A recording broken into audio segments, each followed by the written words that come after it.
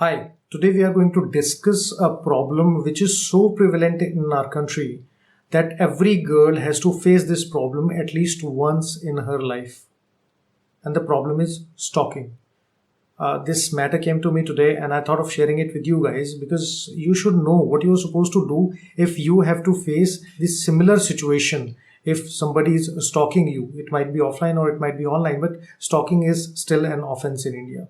This problem is so widespread that a news published in 2018 states that every 55 minutes there is a case of either stalking or sexual harassment in our country. And since the inception of COVID, this offenses of cyber stalking, the instances of this offense are on rise. So this girl came to me and she told me that she was in a relationship with this guy, her ex-boyfriend, and this ex-boyfriend, few months back, she told him that she does not want any kind of relationship with that person. Now, this guy, instead of letting her go, started following her footsteps on all these social media platforms. She wanted to know what action can be taken. So before we get into that, what stalking actually is. Stalking is obsessive and repeated behavior of surveillance of one individual by others. It can be a single individual or it can be a group of people. This obsessive behavior is typically unwanted. When the girl is disinterested in this kind of behavior. Second thing that I told her, that this category of stalkers, this person is not just limited to ex-boyfriends. It can be an employee, it can be an employer, it can be a co-worker, it can be a friend of yours, it can be a relative also, or it can be a stranger. So I told her that first of all, she can always approach the concerned police station where she lives, and she can approach the concerned SHO by filing a written complaint and giving the detail of that person, that this such and such person is stalking her. The police will definitely take action. But if you don't want to go to the police, you don't want to go to the police station, you can always make a call from your home. You can always dial number 112, which is the new police helpline number, or you can also approach the women helpline on 1091. It is available free of cost in every state.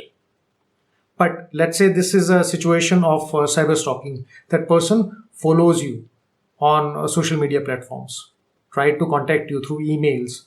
Then you can also approach, alternatively, you can also approach the concerned cyber cell of your state police. The Supreme Court has already in many cases has declared and observed and directed the police to take action in this kind of situation when an offense against a female is committed by any person. But let's say the SHO concerned or the police does not take any action.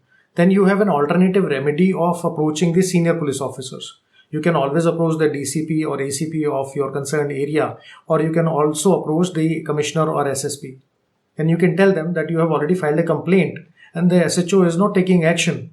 The senior police officer can always direct the junior police officers, the SHOs or the investigating officers to take action on your complaint. And definitely, mark my words, definitely action will be taken. Alternatively, if you do not want the help of the police, then there is another remedy available for you, and that is the civil remedy. You can always approach the concerned civil court.